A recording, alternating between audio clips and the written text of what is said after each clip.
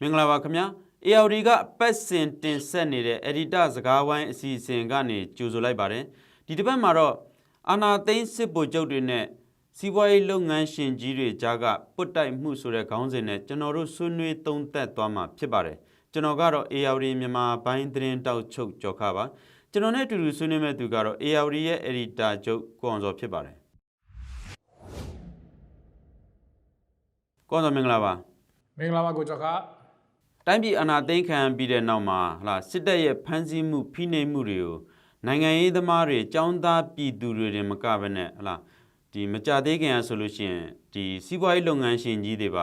ါဒီအဖမ်းခံလာတာကိုကျွန်တော်တို့တွေ့ရပါတယ်ဒီနာမည်ကြီးစီးပွားရေးလုပ်ငန်းရှင်ဦးချစ်ခိုင်မကြသေးခင်အဖမ်းခံရတာကျွန်တော်တို့တွေ့ရတယ်လို့ဒီမတိုင်ခင်တုန်းကလည်းဈေးကဘာဥခင်ရွှေတို့သားဖတွေဖမ်းဆီးခံခဲ့ရတာတွေ့ရပါတယ်ဆိုတော့စကားစရဲ့ဒီပြစ်မှတ်ထဲမှာဘာကြောင့်စီးပွားရေးသမားတွေပါလာတယ်လဲဆိုတာနဲ့ပတ်သက်ပြီးအရင်ဆုံးဆွေးနွေးပြပါအောင်ကွန်ဆိုဟုတ်ကဲ့ကိုကျော်ခါကျွန်တော်တင်နေဒီအာဏာသိမ်းပြီးနောက်ပိုင်းမှာတော့မြန်မာစစ်ကောင်စီအနေနဲ့ဒီသူ့အတိုက်ခံဆိုတဲ့သူတွေကိုစောင့်ကြည့်တဲ့အခါမှာအတိုက်ခံတွေမဟုတ်တော့ဘဲနဲ့စီးပွားရေးသမားတွေကိုပါစောင့်ကြည့်တာတွေရှိခဲ့တယ်ဒါကြောင့်လည်းမနစ်ကစပြီးတော့စီးပွားရေးသမားထိပ်သီးစီးပွားရေးသမားတို့ချို့ဖမ်းဆီးခံရတယ်စစ်ခံရတယ်စစ်ကြောရေးဝင်ရတယ်ပြန်လွတ်လာတယ်ဆိုတဲ့သတင်းတွေကျွန်တော်တို့ဖတ်ခဲ့ရတာဖြစ်တယ်ကျွန်တော်တို့ ARD ကိုယ်တိုင်နဲ့ရေးခဲ့တာရှိပါတယ်ဒီ Aiden လုပ်ငန်းစုကဥက္ကဋ္ဌဖြစ်တဲ့ဦးချစ်ခိုင် Max မြန်မာအုပ်စုကဦးစောစောပြီးတော့ဦးမောင်ဝိတ်ပေါ့နော်ဇေကဘာဦးခင်ရွှေစားရသူတွေဖမ်းဆီးတာတွေရှိတယ်စစ်ဆေးတာတွေရှိတယ်တချို့ပြန်လွတ်ခဲ့တယ်တချို့တော့ဆက်လက်ထိန်းသိမ်းထားတာရှိခဲ့တယ်ပေါ့နော်ဦးချစ်ခိုင်ကိစ္စမှာတော့ပထမအာဏာသိမ်းပြီးနောက်ပိုင်းမှာသူ့ကိုအကြဲကျုံနဲ့ထားတယ်ဆိုတဲ့သတင်းတွေကျွန်တော်ရရှိခဲ့တယ်တလားနှစ်လသူနေရတယ်နောက်ပိုင်းမှာတော့သူကပြည်ပကိုထွက်ခွာခွင့်ရခဲ့တာကျွန်တော်တွေ့ရတယ်ပြီးခဲ့တဲ့လမှာတော့နိုင်ငံကိစ္စတခုကအပြန်မှာသူ့ကိုဖမ်းဆီးခဲ့တယ်ဆိုတာပေါ့နော်ကျွန်တော်တွေ့ခဲ့ရပြီးတော့နောက်ဆုံးပိတ်သတင်းတွေရတော့သူ့မန်လေးမှရှိတဲ့အိုးဘုတ်ထောင်ကိုရွှေ့တယ်လို့ကျွန်တော်သိရတယ်ဦးချစ်ကန်ပါလဲပြန်ကြည့်မယ်ဆိုတော့1990နောက်ပိုင်းမှာဒီ NLD ပါတီနဲ့ပတ်သက်ခဲ့တယ်အဖွဲ့ဝင်ဖြစ်ခဲ့တယ်သူ့ကိုလည်းထောင်ထဲမှာအနည်းဆုံး6လနီးပါးလောက်နာဝတနာဖစစ်အစိုးရနေထောင်ချခဲ့တယ်ထောင်ရပြန်လို့ပြီးနောက်ပိုင်းမှာအဲ့ဒီစစ်အစိုးရနဲ့ပတ်သက်တဲ့စီးပွားရေးလုပ်ငန်းတချို့ကိုသူကလုတ်ကန်ခွင့်ရခဲ့တယ်ဒါလည်းထုံးစံပဲဖြစ်ပါတယ်နောက်ပိုင်းမှာဆိုရင်တော့အဲ့တော့နာဝဒနာဖရဲ့ဥက္ကဋ္ဌဖြစ်တဲ့ဗိုလ်ချုပ်မှုကြီးတန်းရွှေနဲ့အထိပါယင်းနှီးခင်မင်ခဲ့သူဖြစ်တယ်လို့ကျွန်တော်သိရတာပေါ့နော်ဒါပေမဲ့တခုကတော့သူကဒေါ်ဆန်းစုကြည် NLD ပါတီနဲ့လည်းယင်းနှီးတာဖြစ်တဲ့အတွက်ကြောင့်သူကနိုင်ငံရေးရစိတ်ဝင်စားမှုရှိတယ် NLD နဲ့လည်းနှီးစပ်ခဲ့တယ်ပေါ့နော်စစ်တပ်ကတော့ဒါကိုသိတဲ့အတွက်ကြောင့်ဦးချစ်ခိုင်ကိုစောင့်ကြည့်တာတွေရှိခဲ့တယ်လို့ကျွန်တော်သုံးသပ်လို့ရပါတယ်။အဲ့တော့2020ရွေးကောက်ပွဲမှာတော့ရွေးကောက်ပွဲနိုင်ရေးကိစ္စနဲ့ပတ်သက်ပြီးဦးချစ်ခိုင်ကကူညီခဲ့တယ်။တချို့ကူညီတဲ့ကိစ္စတွေမှာဆိုလဲမကွေးတိုင်းမန္တလေးတိုင်းနဲ့ပတ်သက်ပြီးနှီးစပ်ပြီးကူညီခဲ့တာတွေဒါပြင်မန္တလေးတိုင်းဝန်ကြီးချုပ်ဒေါက်တာဇော်မြင့်မောင်ရဲ့စေကူတာရေးကိစ္စတွေပြည်ပကိုထွက်မဲ့ကိစ္စတွေမှာလဲဦးချစ်ခိုင်အနေနဲ့ကူညီခဲ့တယ်ဆိုတာတွေရှိတယ်ဆိုတာကိုစစ်တပ်ကထောင်လန်းသိရှိကြတာရှိတယ်စောင့်ကြည့်ကြတာရှိတယ်ပေါ့နော်ဒါပေမဲ့တကယ်တရားစွဲတဲ့အခါမှာတော့အဂတိလိုက်စားမှုဆိုတာတရားစွဲတာဖြစ်တီချစ်ကြောင့်မသိဆက်ကိစ္စနဲ့တရားစွဲတာဖြစ်တယ်ပေါ့နော်ဆိုတော့ခေါင်းစဉ်တက်တာတစ်မျိုးပေါ့နော်ဒါပေမဲ့တကယ်မှာတော့ဒီနိုင်ငံရေးနဲ့ပတ်သက်တဲ့စစ်တပ်ကရန်သူဖြစ်တဲ့ NLD တို့အတိုက်ခံတို့ကိုကူညီတဲ့သူတွေထောက်ခံအားပေးတဲ့သူတွေအဲ့ဘက်ကိုရိမ့်တဲ့သူတွေကိုစစ်တပ်ကသူတို့တရားစွဲတာတို့အရေးယူရလို့မယ်ဆိုရင်ခေါင်းစဉ်တက်တဲ့ပုံစံမျိုးရှိတာကိုကျွန်တော်တွေ့ရတယ်။ဘာကြောင့်လဲဆိုတော့အခုဆိုရင်လည်းအဂတိလိုက်စားမှုဆိုတော့ ਨੇ ဦးရှိခိုင်ကိုတရားစွဲတာကိုကျွန်တော်တွေ့ရတာဖြစ်ပါတယ်။အဲ့တော့ကျွန်တော်မြင်တာကတော့ဒီခရိုနီဘက်မှာဆိုရင်လည်းစစ်ကောင်စီဘက်ကိုပါတဲ့သူတွေရှိသလိုဒီဘက်က NUG CRPH စတဲ့ဒီမိုကရေစီရဲ့လှုပ်ရှားမှုတွေနဲ့ပတ်သက်ပြီးရင်းနှီးတဲ့ခရိုနီတွေစီးပွားရေးသမားတွေလည်းရှိတာတွေ့ရတယ်။အဲ့တော့နံပါတ်1ကျွန်တော်ထင်တယ်စစ်ကောင်စီရဲ့စိုးရိမ်တာပြည်ထဲမှာရှိတဲ့ဒနာအင်အားတွေကိုခရိုနီတချို့ကထုတ်သွားမလားဆိုတော့လေသူတို့စိုးရိမ်မှုတွေရှိတယ်ပေါ့နော်နံပါတ်2အချက်ကတော့ဒီခရိုနီတွေကို truck ခေါက်ခွင့်ပေးပြီးဆိုရင်အဝင်ထွက်တွေများလာပြီဆိုတော့သူတို့တွေအနေနဲ့ကလည်းပြည်တွင်းပြည်ပဆက်သွယ်မှုတွေရှိတယ်နိုင်ငံအင်အားစုတွေနဲ့ဆက်သွယ်မှုတွေရှိတယ်ဆက်သွယ်မှုတွေရှိတဲ့ပြင်စစ်ကောင်စီမလို့တဲ့အုပ်စုတွေကိုလည်းဟလာအကူအညီတွေပေးနေခဲ့တယ်ဆိုတော့တန်တရားတွေ information တွေလည်းသတင်းတွေလည်းစစ်ကောင်စီမှာရှိတယ်လို့ကျွန်တော်တို့ထင်ပါတယ်။ဒါကြောင့်သူတို့အနေနဲ့ဒီပြင်ထွက်တဲ့ကိစ္စတွေကိုတားမြစ်တာတွေ စစ်ဆေးတာတွေစုံစမ်းတာတွေလုပ်တယ်လို့ကျွန်တော်တို့သုံးသပ်ပါတယ်ဟုတ်ကဲ့မကြသေးခင်ကဆိုလို့ရှိရင်လည်းဟလာ social media ပေါ်မှာပေါက်ကြားလာတဲ့ name list တွေတွေ့ရပါတယ်အဲ့ဒီထဲမှာဆိုလို့ရှိရင်ဟလာဒီစီးပွားရေးသမားလုပ်ငန်းရှင်ကြီးတွေနဲ့သူတို့ရဲ့မိသားစုတွေရဲ့နာမည်တွေပေါ့လေဆိုတော့သူတို့စစ်ကောင်စီကနေစောင့်ကြည့်နေတယ်ဆိုတဲ့ပုံစံမျိုးနဲ့ထွက်လာတာတွေ့ရတယ်ဆိုတော့အဲ့နာမည်တွေကိုကြည့်လိုက်တဲ့အခါကျတော့လေလာလက်ရှိကိုနိုင်ကူကစစ်ကောင်စီနဲ့အရန်ရင်းနီးနဲ့လက်တွဲနေတဲ့သူတွေလည်းပါလာတဲ့အခါကျတော့ဒီနာမည်တွေထွက်လာတဲ့လူစင်းတွေကဒီဟုတ်ပါမလားပေါ့ဆိုပြီးတော့ဒီမေကွန်းတွေပါတပါးတည်းထွက်လာတာရှိရဲဒါနဲ့ပတ်သက်ပြီးတော့လည်းဆွေးနွေးပါအောင်ကောင်းဆိုဘယ်လိုမြင်လဲပေါ့ကျွန်တော်မြင်တာတော့ဒီအာနာသိမ်းပြီးနောက်ပိုင်းကစပြီးတော့ဒီခရိုနီပဲခေါ်စီဝဲလုပ်ငန်းရှင်တွေပဲဖြစ်တယ်ပဲခေါ်အဲ့ဒီထဲမှာတိုက်ကုန်းပဲခေါ်ပေါ့နော်အဲ့ဒီမှာအုပ်စု2စု3စု꿰သွားတယ်လို့ကျွန်တော်ထင်ပါတယ်အဲ့ဒါဘာလဲဆိုတော့ဒီစစ်ကောင်စီတက်လာတဲ့အတွက်ကြောင့်စီဝဲလုပ်ငန်းလုပ်ခွင့်ရမလားအခွင့်အလမ်းတွေဘာတွေရမလဲNLD အစိုးရလက်ထက်မှာအခွင့်အလမ်းများတဲ့ကြောင့်အခွင့်အလမ်းတွေပိုရမလားစီဝဲလုပ်ငန်းတွေပြေလည်လာမလားဆိုတဲ့အုပ်စုတွေရှိပါတယ်နောက်အုပ်စုတစ်စုကတော့ဒီစစ်အာဏာသိမ်းတော်စောင့်နေတဲ့အုပ်စုရှိပါတယ်ဒီမိုကရေစီဘက်ကိုပါတဲ့တိုက်ကွန်းဒီမိုကရေစီဘက်ကိုမပါတဲ့သူစစ်ကောင်စီဘက်ကိုပါတဲ့သူဆိုတဲ့ဟာမျိုးတွေပေါ့တကယ်အဖြူမဲ့စပြီးခွဲလာတဲ့ဟာမျိုးတွေကျွန်တော်တို့ပြီးခဲ့တဲ့နှစ်ကစပြီးတွေ့ရတာဖြစ်ပါတယ် social punishment လုပ်ခံတဲ့တိုက်ကွန်းတွေခရိုနီတွေရှိလာတာတွေ့ရတယ်ဆိုတော့ခုနကကိုကျော်ခပြောသွားလို့နော်ခုန list ထွက်လာတဲ့အခါမှာလဲကျွန်တော်ထင်တယ်ဒီ list က confirm လုပ်လို့မရဘူးအတည်ပြုလို့မရဘူးအဲ့ list ထဲမှာဆိုရင်လဲစစ်ကောင်စီဘက်ကစစ်တပ်ဘက်ကအစင်ဆက်ပါခဲ့တဲ့သူတွေအဲ့ဘက်ကိုယိုကျိုးခဲ့တဲ့သူတွေအဲ့ဘက်ကိုဒူးထောက်ခဲ့တဲ့သူတွေအဲ့ဒီစစ်တပ်နဲ့ပဲပေါင်းပြီးတော့ဒီစီဝိုင်းလုတ်ပြီးတော့ကြီးပွားချမ်းသာခဲ့တဲ့သူတွေစီမံကိန်းတွေအများကြီးရခဲ့တဲ့သူတွေပါတော့ကျွန်တော်တွေ့ရတယ်ဆိုတော့ဒီ list ကဘယ်လောက်ထိ confirm လုပ်လို့ရမလဲအတည်ပြုလို့မရသေးတဲ့အပြင်ဒီဟာရုပ်ရှင်ရိုက်နေတာလားဆိုတဲ့မေးခွန်းတွေလည်းရှိတာပေါ့နော်ဥပမာအပြင်ခုနကိုကျော်ခပြောတဲ့ list ထဲမှာရွှေတန်လင်ကျော်ဝင်းတို့KBZ ကဥအောင်ကိုဝင်းတို့စစ်တပ်နဲ့အများကြီးနှိစက်တဲ့ယူဇနာထေးမြင့်တို့အဲ့လူတွေပါတာကိုကျွန်တော်တွေ့ရတယ်ပြန်ကြည့်တော့လေပြီးခဲ့တဲ့ဒီတလအတွင်းမှာပဲ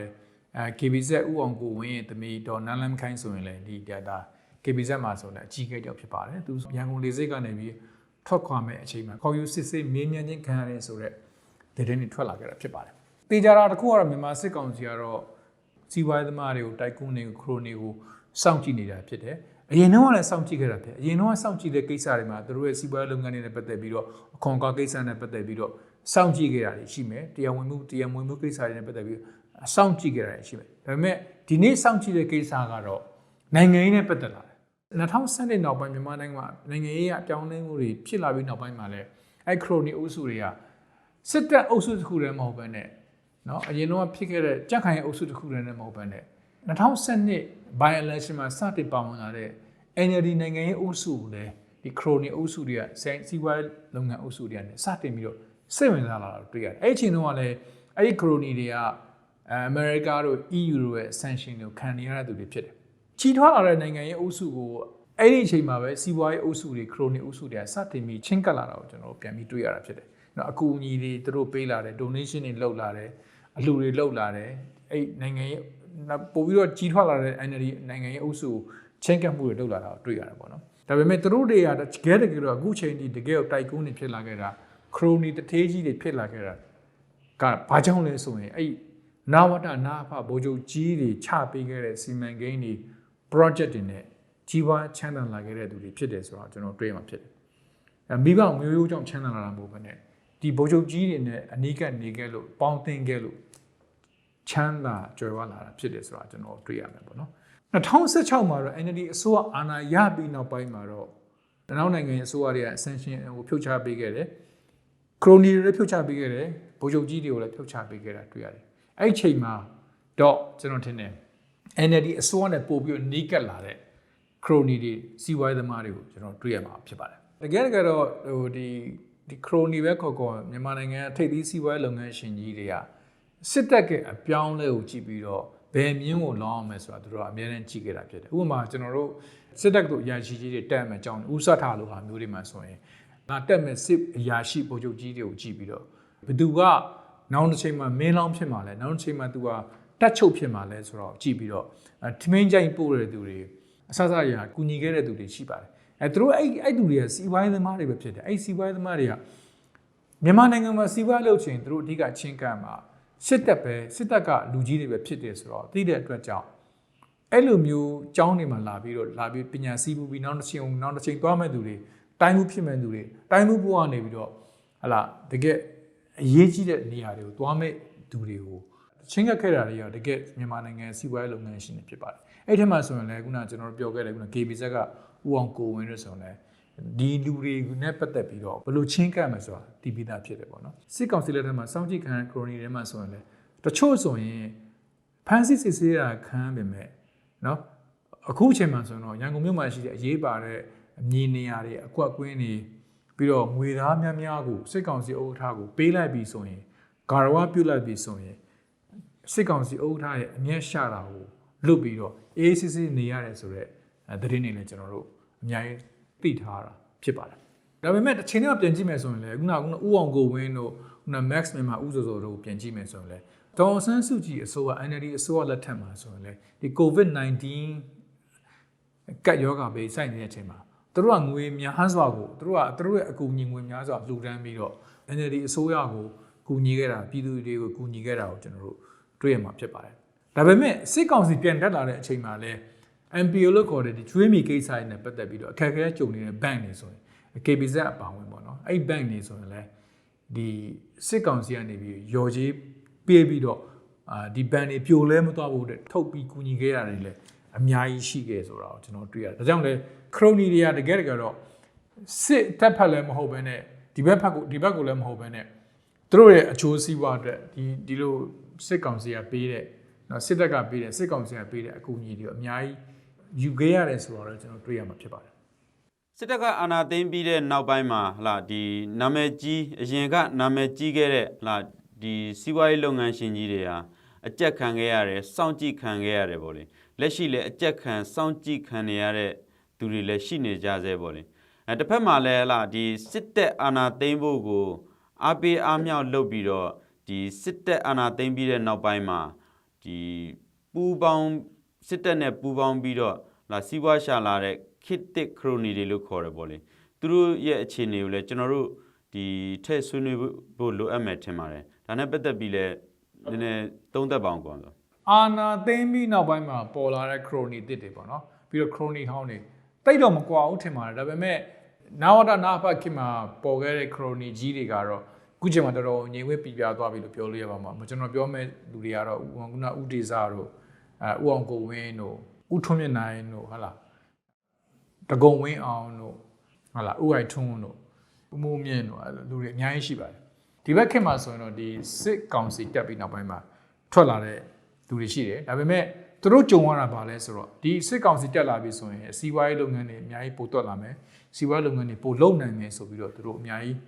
မျှော်လင့်ထားတာရှိပါတယ်ဒါပေမဲ့သူတို့မျှော်လင့်ထားတာပါလဲဆိုတော့လူထုကတက်လာတဲ့အာဏာပိုင်အဖွဲ့အစည်းကိုလက်မခံဘူးဆိုတော့ဖြစ်တယ်တပိတ်မှောက်တာတွေ boycott လုပ်တာတွေ social punishment လုပ်တာတွေခံရတာပဲဖြစ်တယ်ဒါအပြင်တစ်နှစ်အတွင်းမှာပဲဒီအနောက်နိုင်ငံအစိုးရတွေ US ပါဝင်အနောက်နိုင်ငံအစိုးရတွေရဲ့ဒီ sanction လုပ်ခြင်းကိုခံရတာဖြစ်တယ်ဆိုတော့ကျွန်တော်ပြန်ကြည့်မယ်ဆိုရင်စစ်ကောင်စီဥက္ကဋ္ဌရဲ့တာသမီတွေဖြစ်တဲ့ဦးအောင်ပြေစုံတို့ဒေါ်ခင်တီရီတက်မွန်တို့ပြန်ပြီးတော့ကျွန်တော် list တွေကြည့်မယ်ဆိုရင်မောင်ခိုလုပ်ငန်းအပါအဝင်လက်နက်လုပ်ငန်းတွေပါဝင်အများစုပါဝင်ခဲ့တဲ့ဦးအောင်မိုးမြင့်ဂျော်နသန်ကျော်တောင်းဦးအောင်မျိုးမင်းတင်ဆိုရင်ဒါမြန်မာစစ်ကောင်စီဥက္ကဋ္ဌနဲ့အလွန်ကိုနှိစက်တဲ့ဒူတူဖြစ်တယ်ပေါ့နော်ပြီးရင်ဒေါက်တာထွန်းမလက်ဦးအောင်လိုင်ဦးပြီးတော့ဦးစော်ဝင်းရှင်ဆိုတာ A bank ကိုလုပ်တဲ့သူပေါ့သူဆိုရင်လည်းဟလာဒီစစ်ကောင်စီတက်လာပြီးနောက်ပိုင်းမှာပိုပြီးချမ်းသာကြွယ်ဝလာတဲ့ AR တိုင်းကတထေးတယောက်ဖြစ်တယ်ပေါ့နော်နောက်တစ်ယောက်ကတော့ဦးထွန်းလိုင်လို့ခေါ်တယ်စစ်ကောင်စီတက်စစ်တပ်ပဲနည်းနည်းမှောင်ကိုလုပ်ငန်းတွေကိုလွန်ခဲ့တဲ့10နှစ်ကစတင်ပြီးလုပ်ပေးခဲ့တဲ့စီးပွားရေးသမားတူပေါ့နော်ဒီကြားထဲမှာထူးခြားတာတော့ Telenor ကိုဝယ်ခဲ့တဲ့ရွှေပန်းမီကုမ္ပဏီကဦးသိန်းဝင်းဆိုပေါ့ဒါတွေကကျွန်တော်တို့ဒီအရင်ခေတ်မှာမကြားခဲ့ဘူးတဲ့နာမည်တချို့ပေါ့ဆိုတော့ဦးသိန်းဝင်းဆိုရင်လည်းကျွန်တော်တို့နားလည်တဲ့လောက်ကတော့ Telenor ကိုသူဝယ်ခဲ့တယ်ဒီဘယ်ငွေကြေးနဲ့ဘယ် resource နဲ့ဝယ်ရဲဆိုတော့လေနိုင်ငံသားတွေအံ့ဩနေတဲ့အချိန်မှာပဲသူကဝယ်နိုင်ခဲ့တယ်ဝယ်နိုင်ခဲ့တဲ့အပြင်သူ့နောက်မှာဘယ်သူရှိလဲဆိုတော့မီဒီယာတွေကလိုက်ပြီးတော့ investigate လုပ်တဲ့အခါမှာစုံစမ်းစစ်ဆေးဖော်ထုတ်တဲ့အခါမှာတော့သူ့နောက်မှာတော့စစ်ကောင်စီဥက္ကဋ္ဌရဲ့တမင်းကိုယ်တိုင်ပါဝင်နေဆိုတဲ့သတင်းတွေရရှိခဲ့တယ်ဆိုတော့ပြန်ကြည့်မယ်ဆိုရင်တော့အရင်တော့ခေဟောင်းကခရိုနီတွေ ရှိခဲ့တယ်လို့အခုဒီနေ့ခေတ်တစ်နှစ်အတွင်းမှာပဲခေတ်သစ်ခရိုနီတွေအများကြီးပေါ်ခဲ့တယ်ဆိုတော့တွေ့ရတယ်ပေါ့နော်ဒါပေမဲ့သူတို့ရဲ့စိန်ခေါ်မှုကဘာလဲဆိုတော့ကျွန်တော်ခုနပြောခဲ့သလိုပဲ social media ရဲ့ပြစ်ဒဏ်ပေးတာအဆက်ခွဲတာကိုသူတို့ခံရတယ်စီးပွားရေးပိတ်ဆို့မှုတွေကိုသူတို့ခံရတယ်သူတို့ကုမ္ပဏီတွေနဲ့ပတ်သက်ပြီးတော့မီဒီယာတွေကနေအကြီးကျယ်ဖော်ထုတ်ရေးသားတာကိုသူတို့ခံနေရတာဖြစ်တယ် CSO ဆိုတဲ့ရက်ဖက်လူမှုအဖွဲ့အစည်းတွေအပါအဝင်အခု NUG အစိုးရရဲ့တတိပေးခြင်းတွေကိုဒီကုမ္ပဏီတွေအဲ့တိုက်ကွန်းတွေအဲ့ဒီခရိုနီတွေခံနေရတာကိုကျွန်တော်တွေ့ရတာဖြစ်ပါတယ် စစ်ကောင်းဆောင်တွေကဟလာဒီမဲစင်းအမှားကြောင့်အာဏာသိမ်းလိုက်ရတယ်ဆိုပြီးကြိမ်ကြိမ်ပြောနေပေမဲ့လူထုကတော့အာဏာသိမ်းတာဟလာဒီအာဏာရမက်ကြောင့်ကိုကျိုးစည်းပွားကြောင့်သိမ်းတယ်ဆိုပြီးတော့ဟလာယုံကြည်နေကြတာဖြစ်ပါတယ်အခုဆိုလို့ရှိရင်လည်းမြန်မာနိုင်ငံရဲ့စီးပွားရေးလုပ်ငန်းတော်တော်များများကိုဒီစစ်ကောင်းဆောင်တွေဟလာစစ်အုပ်စုတွေကနေပြီးတော့မှဒီကြီးစိုးလာတာကိုတွေ့ရပါတယ်ဆိုတော့ဒီဟာနဲ့ပတ်သက်ပြီးတော့လည်းသုံးသပ်ပါအောင်ကောင်းဆိုအာဏာသိမ်းတဲ့နိုင်ငံကျွန်တော်တို့နိုင်ငံတနိုင်ငံတိုင်းမဟုတ်ဘူးအာဏာသိမ်းတဲ့နိုင်ငံတွေကျွန်တော်တို့ကမ္ဘာမှာကြည့်မယ်ဆိုရင်အများကြီးတွေ့ရမှာဖြစ်တယ်ကျွန်တော်တို့အိန္ဒိယနိုင်ငံဖြစ်တဲ့ထိုင်းနိုင်ငံမှာလည်းတွေ့ရမှာဖြစ်တယ်ပါကစ္စတန်မှာလည်းတွေ့ရမှာဖြစ်တယ်ဘင်္ဂလားဒေ့ရှ်မှာလည်းတွေ့ရမှာဖြစ်တယ်ပေါ့နော်ဆိုတော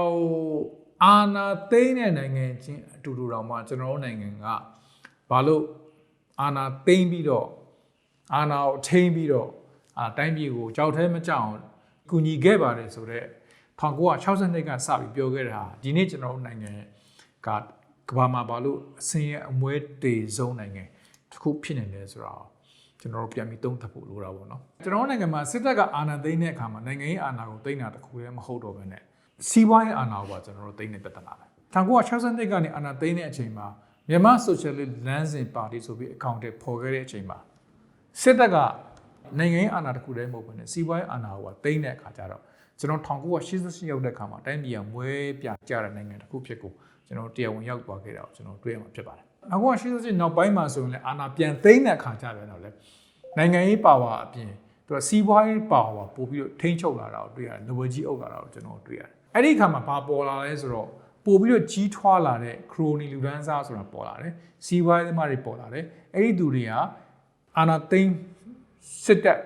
ခေါင်းဆောင်တွေနဲ့ blind to bozo လောက်တာကျွန်တော်တို့တွေ့ကြရတယ်ဆိုတော့ကျွန်တော်တို့အဲ့တော့ပြန်ကြည့်မယ်ဆိုရင်အင်ဒိုနီးရှားကိုပဲကြည့်ထားကိုပဲကြည့်အဲ့လိုကြည့်တဲ့အခါကျရင်တို့ကတော့ရဲသားနိုင်ငံရေးသမားတွေနဲ့စစ်တပ်ကြားထဲမှာအာဏာခွဲမှုကိုတို့သူ့လို့ကိုယ့်လို့ဆိုတဲ့သဘောထားမျိုးနဲ့လုပ်တဲ့အခါမှာစီးပွားရေးကိုဖျက်ဆီးဟာမျိုးမလုပ်ခဲ့တာကိုကျွန်တော်တွေ့ရတယ်ဆိုတော့စီးပွားရေးကိုမလုပ်ဘူးစီးပွားရေးကိုဖျက်ဆီးခဲ့ဘူးစီးပွားရေးနဲ့ပတ်သက် infrastructure တွေကိုတို့မဖျက်ဆီးခဲ့တဲ့အခါမှာအဲ့ဒီနိုင်ငံတွေမှာအာဏာသိမ်းတာအကြိမ်ကြိမ်ဖြစ်ခဲ့တော်လဲပဲသူသဖြင့်ထိုင်းနိုင်ငံမှာအာဏာသိမ်းတာအကြိမ်ကြိမ်ဖြစ်ခဲ့တော်လဲပဲစီးပွားရေးနဲ့ပတ်သက်လို့ထိခိုက်မှုရှိတယ်ဒါပေမဲ့ထိခိုက်မှုရအများကြီးနေတာကိုကျွန်တော်တွေ့ရတယ်။ဘာကြောင့်လဲဆိုတော့ဒီအာဏာသိမ်းတဲ့အခါမှာထိုင်းစစ်ဗိုလ်ချုပ်တွေအနေနဲ့ဒီစီးပွားရေးနဲ့ပတ်သက်တဲ့တခြားထိုင်းတရုတ်တွေပဲဖြစ်ဖြစ်စီးပွားရေးသမားတွေပဲဖြစ်ဖြစ်လုံးဝထိခိုက်ခြင်းမရှိခဲ့ဘူး။အဆိုတဲ့အခါကျတော့ဒီစီးပွားရေးကပျက်စီးသွားတာမျိုးအရန်နေတာကိုတွေ့ရတယ်ပေါ့မြန်မာပြည်မှာတော့အလုပ်ပုံတွင်းနဲ့နိုင်ငံရေးရောစီးပွားရေးရောအလုံး level ကြီးကိုခြေလှယ်ထားတာကိုတွေ့ရတယ် level ကြီးကိုခြေလှယ်တဲ့အခါမှာလည်းအဲ့နိုင်ငံအဲ့စီးပွားရေးလုပ်ငန်းနဲ့ပတ်သက်ပြီးဘာမှမသိတဲ့ uniform ဝတ်တွေကနေပြီးတော့ခြေလှယ်ထားတာကိုတွေ့ရတယ်အခုအာဏာသိမ်းစစ်ကောင်စီတက်လာပြီးနောက်ပိုင်းမှာအခုဆိုရင်ဟလာစစ်ကောင်စီဥက္ကဋ္ဌဖြစ်တဲ့ဗိုလ်ချုပ်ကြီးမင်းအောင်လှိုင်ရဲ့တပည့်အသားအရင်ဖြစ်တဲ့ဗိုလ်ချုပ်ကြီးဝုံမြင့်ထွန်းကို MIC လို့ခေါ်တဲ့မြန်မာ Investment Commission မှာဥက္ကဋ္ဌခန့်နေဆိုတော့မျိုးပေါ့ဒီဗိုလ်ချုပ်ကြီးမိုးမြင့်ထွန်းအနေနဲ့မြန်မာစီးပွားရေးရောနိုင်ငံစီးပွားရေးရောနိုင်ငံတကာနဲ့မြန်မာကြားမှာဆက်သွယ်နေရတဲ့စီးပွားရေးတွေကိုခေါ်နားလည်တဲ့သူတယောက်ဆိုတာတော့မေးခွန်းထုတ်စရာရှိတယ်ပေါ့နော်1988ခုနှစ်အာဏာသိမ်းကြံစပြီး